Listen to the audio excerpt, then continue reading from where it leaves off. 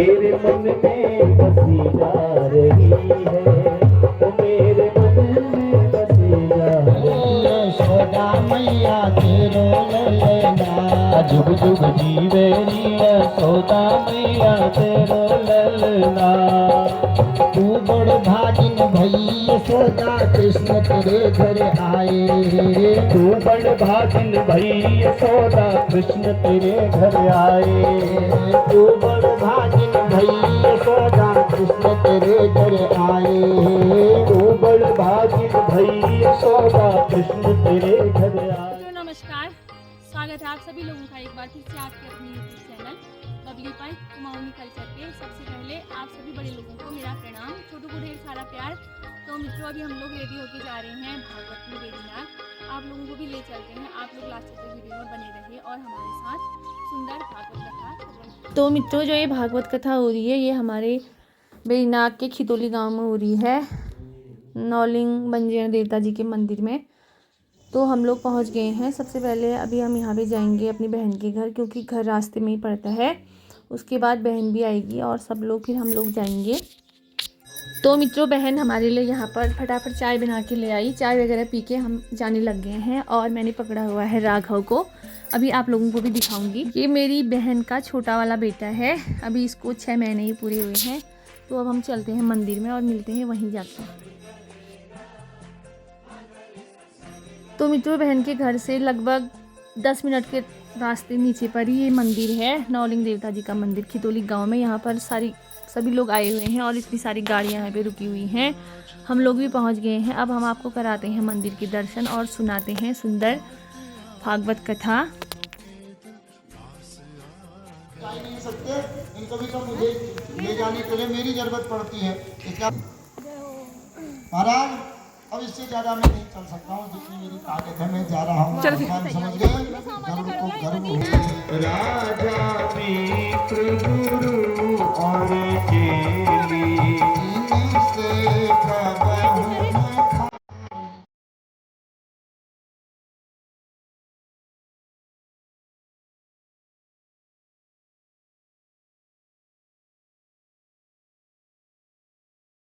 हो गया, गाँव गज का पाँव छूट गया करने पर भी चले जाते हैं। तो भगवान ने यहाँ लेकर के आज गज का उद्धार किया। तो राजा परीक्षित यहाँ पर प्रश्न पूछने लगे, महाराज पुकारा था भगवान को गज ने, लेकिन भगवान ने गज से पहले किसका उद्धार कर दिया? ग्राह का उद्धार कर दिया। ग्राह का क्यों किया?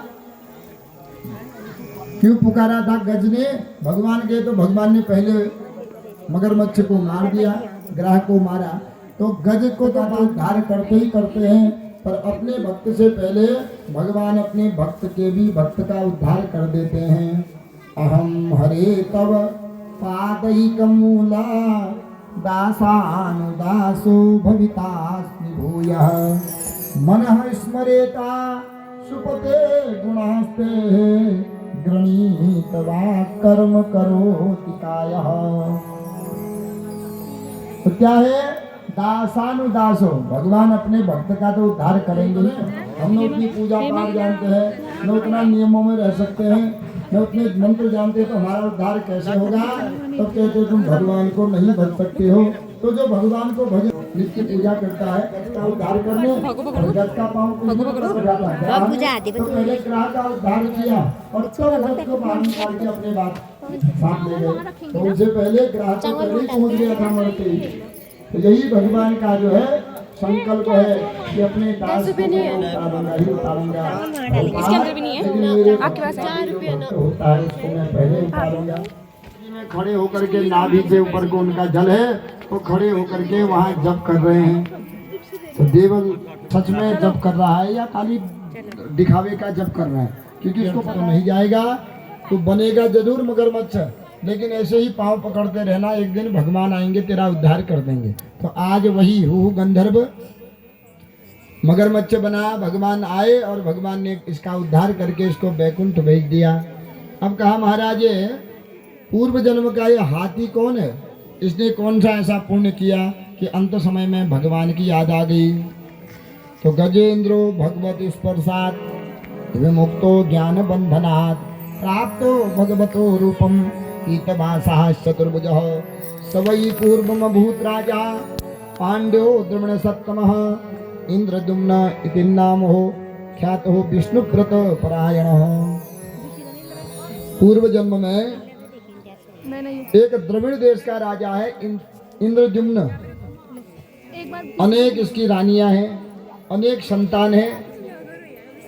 इसको वैराग्य आ गया एक दिन कि उम्र जितनी बढ़ती है उतना मनुष्य माया में, मोह में, लोभ में फंसता जाता है और यही फिर जन्म मरण का चक्कर होता है। वैराग्य आया, सब कुछ छोड़ करके, घर बार छोड़ करके वन में चला गया। तो ये विचार करता है संसार में फंसना तब है जब मनुष्य दूसरों से मन का संबंध जुड़ जाता है। मन ही न किसी से हेलो हाय नहीं, किसी से बाय बाय नहीं, अकेले में जो रहता है वह सदा सुखी होता है। क्योंकि एक शास्त्र भी कहते हैं एक निरंजन दो सुखी, तीन में खटपट चार दुखी। जहाँ अकेला है वह स्वतंत्र है, जहाँ जो करना चाहे, जहाँ जाना चाहे। दो हो गए फिर थोड़ा तू मैं होने लग गई, तीन हो गए तो खटपट शुरू हो गई, और चार जहाँ आ गए, लोग जहाँ पर रहते हैं वहाँ पर कभी भी सुखी नहीं रह सकता है। क्योंकि मुंडे मुंडे मतिर भिन्ने, चार आदमी होंगे कि उनकी चार बातें होंगी और सबकी अलग अलग बातें होंगी, फिर सुख कैसे होता है। परिवार जितना बड़ा हुआ उतना जो है मन मिटाव होता है। कारण क्या है? क्योंकि सबकी अलग अलग बुद्धि है, अलग अलग बात है, एक दूसरे की बात कोई नहीं मानता है, तो अपने आप खटपट हो जाती है। इसलिए मुझे अकेला रहना चाहिए।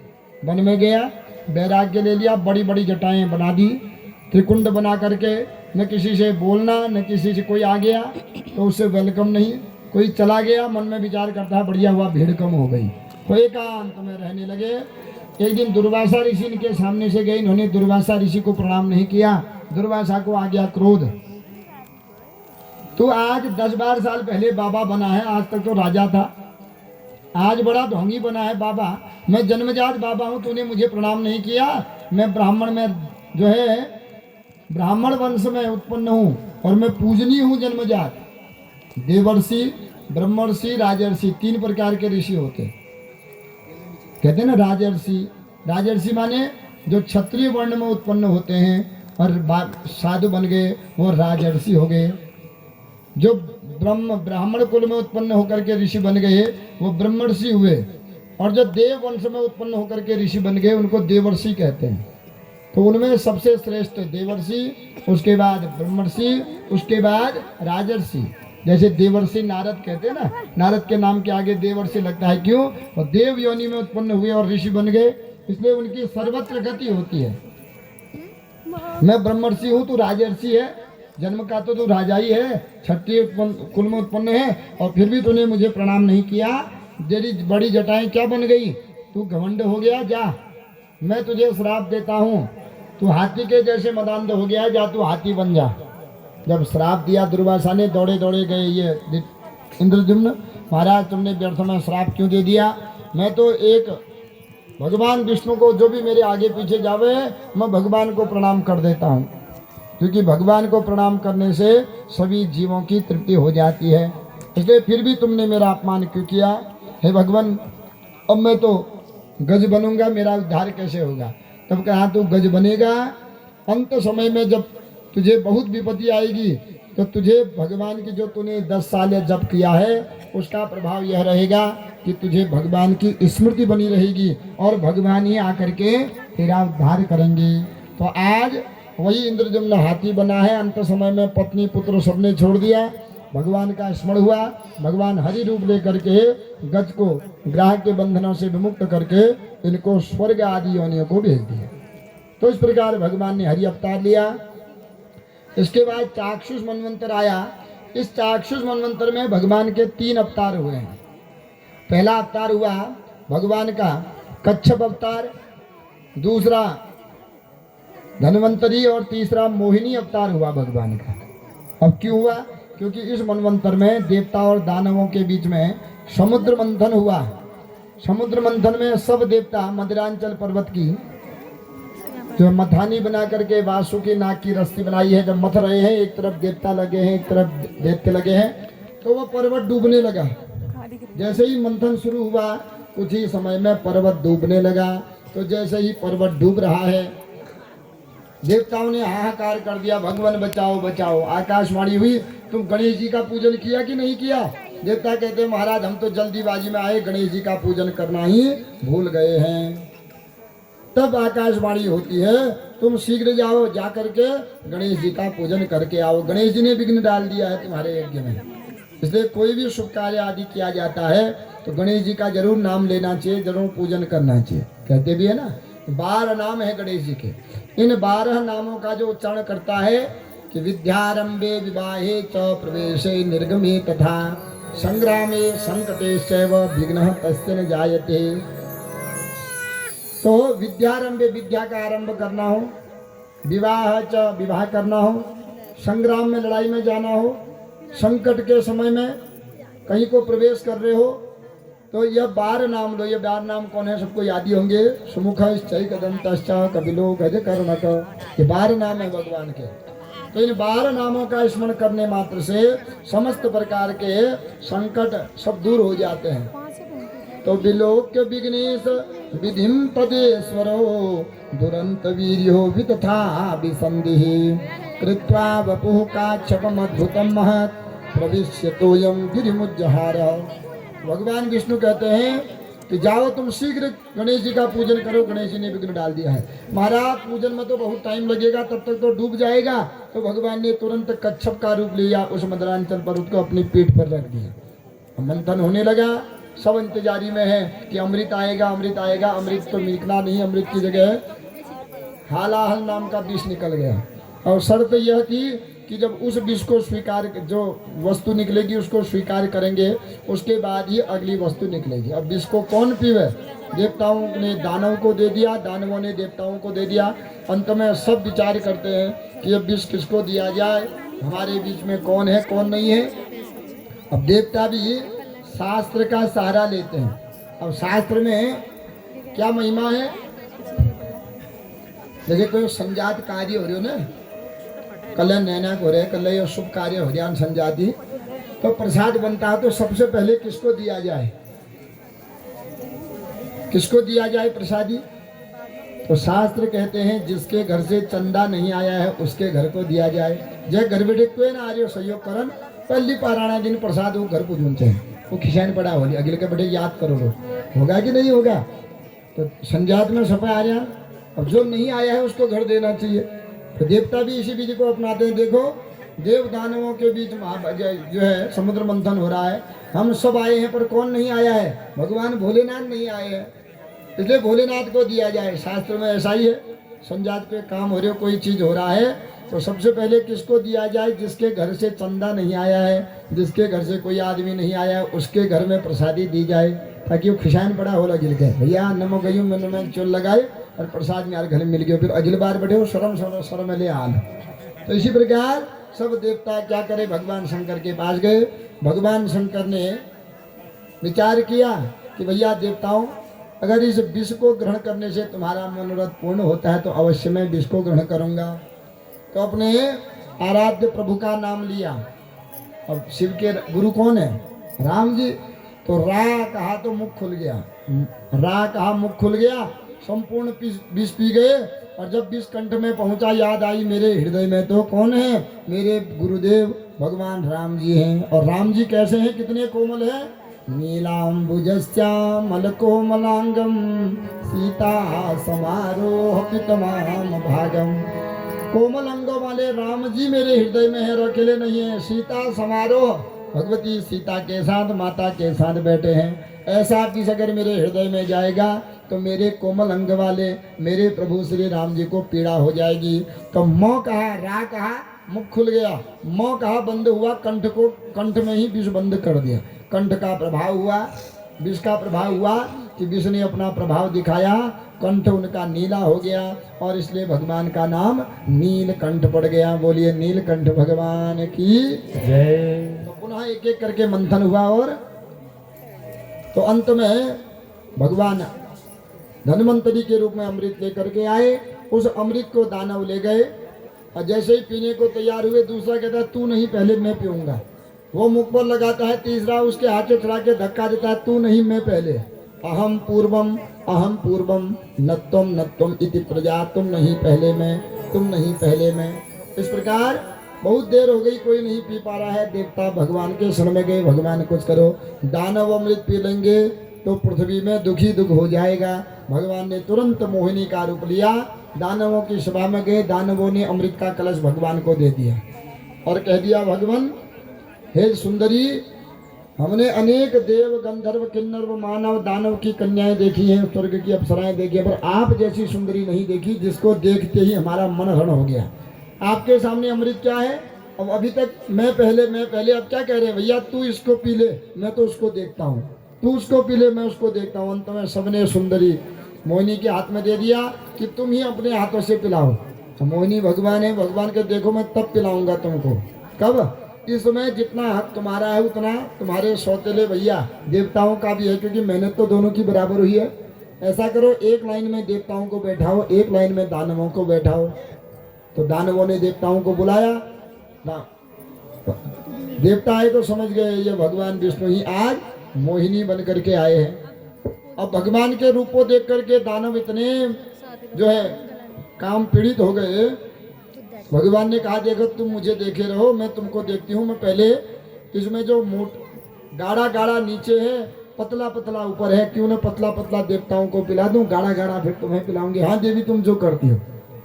तो भगवान देवताओं को पिलाने लगे, एक एक करके देखे हैं दैत्यों की ओर और पिला रहे हैं देवताओं को। तो उनमें एक स्वर भानु नाम का दैत्य है। उस दैत्य समझ गया कोई न कोई गड़बड़ है, देवताओं की चाल है। ये देवता अपनी चाल से सबको बेहाल कर देते हैं, कोई न कोई तो गड़बड़ होगी। तो उन्होंने क्या किया? एक स्वर भानुदेव नाम का दैत्य है, उसने देवताओं का स्वरूप बनाया और स्वरूप बना करके सूर्य चंद्रमा के बीच में जा करके बैठ गया। अब भगवान पिला यहाँ रहे हैं, देख रहे हैं दानवों को। सूर्य को पिलाया तो सूर्य के बगल में जो दैत्य बैठा है देवता बन करके, उसने भी अंजलि बनाई है। भगवान ने जैसे ही थोड़ा अमृत पिलाया, सूर्य चंद्रमा ने शिकायत कह दी, महाराज ये तो दैत्य है, तुमने इसको अमृत क्यों पिलाया? तो भगवान ने तुरंत वो अमृत का कलश चंद्रमा को दे दिया और चंद्रमा से कहा, तुम सीधे स्वर्ग ले जाओ। भगवान ने मोहिनी रूप छोड़ करके विष्णु अवतार रूप में आए, चक्र के द्वारा उस स्वर भानु नाम के दैत्य का गला काट दिया। लेकिन अमृत पी चुका था इसलिए मरा नहीं, इसलिए सर का बन गया राहु और धड़ का बन गया केतु। इसलिए आज वो राहु केतु जो दैत्य है वो भी हमारी कुंडली में 9 ग्रहों के साथ पूजा जाता है, देवताओं के साथ। तो क्यों पूजा जाता है? राक्षस को कोई पूछता है क्या? तो क्यों पूजा जाता है राहु केतु? क्योंकि उसने थोड़ी देर के लिए सत्संग किया था। यह महिमा है सत्संग की। अगर थोड़ी देर भी मनुष्य थोड़ी देर का भी अगर सत्संग करता है तो वह सत्संग में अपूजनीय भी पूजनीय बन जाता है। कीड़ा एक फूल पर बैठा है ना, हमने जल्दीबाजी में फूल तोड़ा, फूल रख दिया देवता के सिर पर, तो वह कीड़ा कहाँ पहुंच गया? देवता के सिर पर। नहीं तो कीड़ा कभी देवता के सिर पर पहुंचता क्या?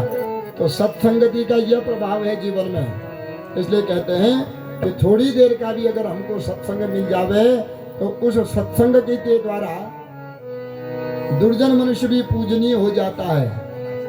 और जो कितना भी जो है पाखंडी क्यों न हो, थोड़ी देर का भी अगर सत्संग करेगा, उस सत्संग के द्वारा कुछ न करे, सत्संग में जाकर के बैठ जावे, उसी बैठने मात्र से उसका भी उद्धार हो जाता है। इसलिए कहते हैं सत सुधरहि सत्संगति पाई, सत सुधरहि सत्संगति पाई, सत सुधरहि सत्संगति पाई, सत सुधरहि सत्संगति पाई, पारस परस सुधात सुहाई,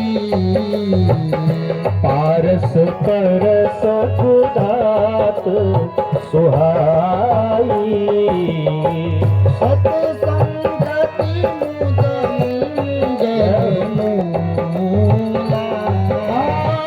सत्संगति मुझ मंगल मूला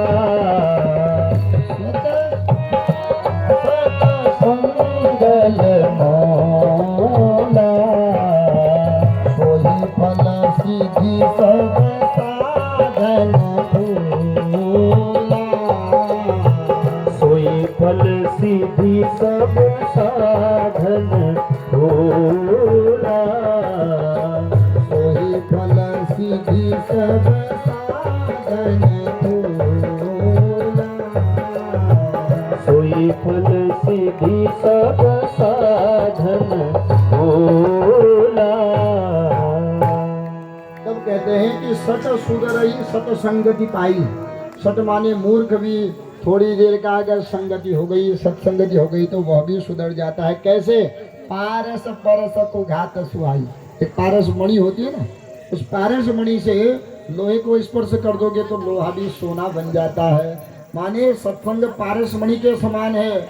उस सत्संग के स्पर्श में जो भी जाता है तो वह मूर्ख भी ज्ञानवान बन जाता है, पापी भी पुण्य बन जाता है। जैसे यथा स्वरभानु दैत्य है, उदाहरण देते हैं जैसे स्वरभानु दैत्य ने चाहते हुए भी देवताओं के बीच में थोड़ी देर बैठा और थोड़ी देर बैठने का प्रभाव क्या हुआ कि आज वह देवताओं के साथ नवग्रहों के साथ पूजा जा रहा है। बिना राहु केतु का कोई पूछते हैं क्या नवग्रह? नहीं तो साथी ग्रह पूछते, राहु केतु को नहीं पूछते। क्यों? फल है कि थोड़ी देर संगति में बैठ गया, आज वह भी देवताओं की श्रेणी में आ गया है। इस इतना महत्व है सत्संगति का। इसलिए कहते हैं कि सत्संगति मुद मंगल मूला। आनंद का मूल है संगति, सत्संगति। सत्संग में अगर चला गया तो मनुष्य का जीवन अपने आप आनंदमय हो जाता है, और कुसंग में चला गया तो जीवन फिर मनुष्य का चाहे कितना भी क्यों न हो वह सब हरण हो जाएगा उसका। क्योंकि कुसंग में निंदा की बातें करेगा, मांस मदिरा का भक्षण करने लगेगा, बुद्धि खराब हो जाएगी। जो सज्जन है उनको देख करके जलने लगेगा। बस हो गया, धीरे धीरे अपना भी बुद्धि भी खराब होगी। और बुद्धि नाशात् प्रणश्यति, बुद्धि नाश हो गई तो समझ लो अब इसका भी नाश होने वाला है। तो इस प्रकार भगवान ने देवताओं को अमृत पिलाया और दैत्यों को अमृत से वंचित रख दिया। तो राजा परीक्षित पुनः पूछते, महाराज देवता दानवों में युद्ध हुआ, बेचारे समुद्र के 14 रत्न निकाल दिए गए। इसमें समुद्र बेचारे ने क्या किया? उसकी तो कोई गलती नहीं थी, उसमें इसका मंथन क्यों किया गया? तो कहा गलती चाहे आज नहीं हो लेकिन कभी न कभी किए हुए कर्मों का फल भोगना ही पड़ता है अवश्य। तो महाराज ये समुद्र मंथन क्यों हुआ? क्योंकि एक समय समुद्र को अहंकार था। समुद्र अपने को बड़ा अहंकारी समझता है। क्यों? मेरे अंदर अनेक प्रकार की मणियाँ हैं, रत्न हैं, सोने हैं, अनेक प्रकार का वैभव है मेरा। तो एक समय क्या हुआ, जब पार्वती जी का विवाह हुआ तो पार्वती जी कैलाश पर्वत से नहाने के लिए समुद्र में आई। भगवान शंकर ने कितना कह दिया, देवी अकेले मत जाओ, क्रिया जो है हट है, नहीं मानी तो समुद्र में गई। जैसे ही नहाई धोई के बैठी है तो इतने में समुद्र उत्पन्न हो गया। पार्वती को देख करके कामांध हो गया। कहा देवी तुम किसकी पुत्री हो, किसके साथ ब्याह किया है, तुम्हारा नाम क्या है? और गाने गाना न हो, समुद्र स्नान गवर जाई, गाना गाती आमले गांजा खूब रखता है। तो वही है। तो गई तो समुद्र ने कहा किसकी पुत्री हो, किसके साथ विवाह किया है, तुम्हारा नाम क्या है? तब परिचय देती है, हिमांचल राजा की पुत्री हूँ, भगवान शंकर से मेरा ब्याह किया है और मेरा नाम पार्वती है। तो जब यह सुना कहने लगे तेरे पिता को तेरे को देख के दया नहीं आई, उस जोगी के साथ तेरे को क्यों विवाह दिया? जो शमशान में रहता है, भांग धतूरा खाता है, नग्न रहता है, भूत प्रेतों के साथ रहता है, उस जोगी के साथ को क्या करेगी? अभी भी समय है देवी, मैं तुझको देख करके मोहित हो गया, तुम मेरी रानी बन जा और तुझे इतना सजा दूंगा। लोभ देने लगा, सोने से सर पीली कर दूं, रुपए से मुड़वाई दूं, पाँव से सिर तक तुझे मैं सोने से पीला बना दूंगा। और उसके साथ क्या है, तेरे खाने के लिए नहीं, पीने के लिए, रहने के लिए नहीं, ऐसा महल बनाऊंगा समुद्र में, तो आजा। लोभ देने लगा, किस चीज का? मेरे पास रत्न है, मेरे पास ऐसा है, ऐसा है। तो सब जब पार्वती जी ने सुना तो लोटा फेंक करके भाग गई। तो ठड़ो साज लाग गई कैलाश पर्वत पूजन तक। शंकर क्यों टी हो कम बैठे आज है महाराज, तो बोले ठीक है कि मैं तुम्हारा अपमान कर गिर गई हूँ महाराज, आज ऐसी ऐसी बात हुई, समुद्र ने मुझे जो है लोभ दिया कहा उसको छोड़, मेरी पत्नी बन जा, जो कहेगी वैसा करूँगा। तो भगवान शंकर ने श्राप दे दिया कि तुझे अहंकार है, या मैं तुझे श्राप देता हूँ, समय आने पर तेरा अहंकार दूर हो जाएगा और तू स्नान के योग्य भी नहीं रहेगा, तुझ में कोई स्नान भी नहीं करेगा। तो वही कारण से देवता दानवों में समुद्र मंथन हुआ। सारे रत्न, जिस चीज का समुद्र को अहंकार था वो घमंड रत्न का है, तो सब रत्न निकाल दिए और अंत में समुद्र कैसा हो गया, खारा हो गया। कोई जाता है समुद्र में नहाने के लिए क्या? कोई नहीं जाता है। क्यों? क्योंकि भगवान का श्राप है भोलेनाथ का कि दूसरे की स्त्री पर तूने गलत दृष्टि डाली है, इसलिए मैं तुझे श्राप देता हूँ। इसलिए जो दूसरे की स्त्री पर गलत भाव डालता है, दूसरे के धन पर, दूसरे के आभूषणों पर, स्त्री पर, जमीन जायदाद पर, उसको त्याग देना चाहिए। कैसे तुलसीदास जी भी कहते हैं रामायण में कि जैसे चौथी का चंद्रमा त्याज्य है ना, उसी प्रकार उस पुरुष को त्याज देना चाहिए। अब क्यों त्याज्य है चौथी का चंद्रमा? अगर करवा चौथे पूजा सब करना मुंडे करना होना करसाई ना, करसाई हुई नहीं तो को अगर न करना ठीक, न करना कुना कर साथ, फिर कादकों में किलो न करना करवा चौथ कर दे कुनोई ना कुना कुनोई काद कुनोई नहीं आगे के पढ़ लो है। हाँ, कड़वा चौथ जानता हूँ सबको करना ना, हमारा पर तो थोड़ी हुआ हो। कड़वा चौथों पर तो फिर दक्षिण भारत वाला नको, मैं तो एक जीवन की उदय आ रही है। कड़वा चौथों पर तो कह दिया हमारे शनि नत्ती जिद्द करम रहा। ठीक है, सुन लो एक बार, क्यों है कड़वा चौथ? नाम है जो कड़वा चौथ, कड़वत्ती तो हो, उत्ती तो नहीं कर रहे लोग। तो देखो, बृहस्पति की पत्री का नाम है तारा। तारा बड़ी सुंदर है, बड़ी रूपवान है। छोटा बालक घर में है जिसका नाम है कच्छ। तो स्त्री 7-8 महीने का बालक हो गया तो तब तक वो रजस्वला नहीं होती है। तो 6-7 महीने का बालक हुआ, बालक जब बड़ा हो गया, अन्नप्राशन हो गया, एक दिन रजस्वला हो गई। रजस्वला हुई तो पंडित जी कहीं गए हैं जजमान के घर में, बृहस्पति जी, और छोटे बच्चे को सुलाया 7-8 महीने को, और पहली बड़ी अलग बार शनि घर का नान गया, गाड़ को धार जान गया। तो कपड़े वपड़े पकड़ के चले गई नदी के पास में। तो इतने में चंद्रमा घूमते घूमते आया। चंद्रमा ने देखी इतनी सुंदर किसकी पत्नी होगी, क्योंकि रूपवती थी। चंद्रमा मोहित हो गया, पूछा देवी तुम कौन हो, किसकी पत्नी हो? तो कहा मैं बृहस्पति की पत्नी हूँ, देवताओं के जो गुरु। अरे तो हमारी गुरु की पत्नी है। अब कहा मेरे साथ विवाह करो। उस भिखारी के साथ क्या करेगी? वो तो भिखारी है, हमारे घर से मांग के ले जाता तब तुझे पाल रहा है, तू मेरे साथ विवाह कर ले। तारा कहते तुझे शर्म नहीं आती क्या? मैं तेरी गुरु की पत्नी हूँ, तेरी गुरु माँ हूँ, और तू गलत भाव डाल रहा है। तो बलपूर्वक हरण करके ले गया, अपने चंद्रलोक ले गया। अब घर में बच्चा रो रहा है, कितना कह रही है मेरा छोटा बच्चा है, मुझे छोड़ दे छोड़ दे। चंद्रमा ने नहीं छोड़े। बृहस्पति आए, देखा बच्चा रो रहा है। अब पत्नी को ढूंढा, सर्वत्र पत्नी कहीं नहीं। वो देखे कि वस्त्र वहीं गिरे हुए हैं, और इसका मतलब कोई विपत्ति में आई है। वो कोई विपत्ति में या तो हरण कर दिया या किसी जल के जानवरों ने उन्हें मार दिया है। ध्यान लगाया, समझ गए ज्ञानी है, मेरे ही शिष्य ने मेरी पत्नी का हरण किया है। चंद्रमा के पास गए, भैया मेरी पत्नी दे दे। चंद्रमा कहता है तुझ भिखारी के घर में रहने योग्य थोड़ी है।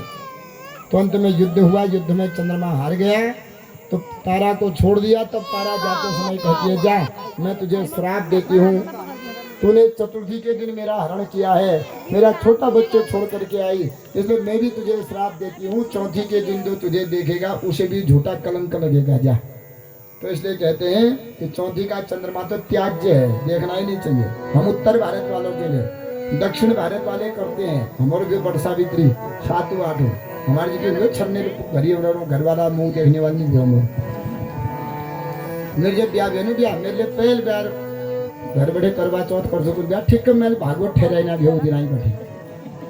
अब मेरे घर है भागवत है कि ऋषा क्या घर, मैं कि भैया हम तो न करना बामन भैया का करनो, हम तो साढ़े तक तो मैंने कतो कौन को छोड़ा आज खाते बैठे। तो हमारे तरफ कम करना चाहिए ना, करना है तो जिद्दी भी वो करने भी हमारे बड़ सावित्री भी हो 7-8 हो कड़वा चौथ नहीं भी हो, कतो मजाक बनो नाम। तो कड़वा चौथ उन्हें पहली एक महीने बैठे सपन का फोन में आ जान, ए पति की क्या है वो उम्र रिचार्ज करवा लो, इतनी तारीख को है, कतो मजाक बना रहना कड़वा चौथ पर। तो बनना नहीं बनो, हमारा व्रत तो थोड़ी हुआ। हमारा एक निर्जला व्रत छोड़ करके और कोई व्रत ऐसा नहीं है जिसको पानी रहित कर सकते हो तुम। एक निर्जला व्रत है, वो भी सामर्थ्य है। तो और उमचा की पान पिला तुम और ईश है जान, पहला ही शब्द उसमें यह है है कि नहीं। अब बेचारे जो बीपी है जो बिस्तर पड़ गयो, अब पानी पिया वो मन में खाने जा लो, हाँ मेरे पानी पिया जे का मेरा ऐसने इसने है जो, तो उसमें पहला ही शब्द ऐसा है, हमारा कोई व्रत ऐसा नहीं। भगवान कहते हैं स्वस्थ रहो, बस जल का आहार करो, फल का आहार करो, दुग्ध आहार करो, क्योंकि शरीर आद्यम खलु धर्म साधन। जब शरीर होगा तभी तो व्रत ले करना, मंदिर ले जाओ, शरीर नहीं हो लो फिर कहाँ पर बड़े व्रत पुष्ट हो। इसलिए तब चंद्रमा को श्राप दे दिया कि आज इससे दिन जो तुझे देखेगा उसको कलंक लगेगा। तुलसीदास जी भी रामायण में कहते हैं, सुंदरकांड में आप सब पढ़ते हैं, क्या कहते हैं, जो पर नारी लीलार गोसाई तजहू चौथ के चंद की नाई। जे परिनार लीलार गोसाई तजऊ चौथी के चंद की नाई। जो पर नारी लीलार गोसाई, जे परिनार लीलार गोसाई। जे पर नारी लीलार गोसाई, जे परिनार लीलार गोसाई। तजहू चौथ के चंद की नाई। तजऊ चौथी के चंद की नाई। जे पर नारी लीलार गोसाई, तजहू चौथ के चंद की नाई। जे परिनार लीलार गोसाई तजऊ चौथी के चंद की नाई। तो मित्रों, बहुत ही सुंदर कथा यहाँ खितौली गांव में हो रही है। अभी मेरी वीडियो बहुत लंबी हो गई है, इस वजह से मैं अपनी वीडियो को इतना ही रखती हूँ, और कल को फिर मैं इससे अगले की कथा अगला पार्ट डालूँगी। तो आप लगातार हमारे चैनल पे बने रहिए। अगर आप लोगों को वीडियो पसंद आई हो तो प्लीज़ वीडियो को लाइक कीजिए, ज़्यादा से ज़्यादा शेयर कीजिए। चैनल पे नए हैं तो प्लीज़ चैनल को सब्सक्राइब कीजिए। मिलते हैं आप लोगों से अगली नई वीडियो में। तब तक आप सभी लोग स्वस्थ रहें, मस्त रहें, व्यस्त रहें, अपना ख्याल रखें। नमस्कार, धन्यवाद। जय देवभूमि, जय उत्तराखंड।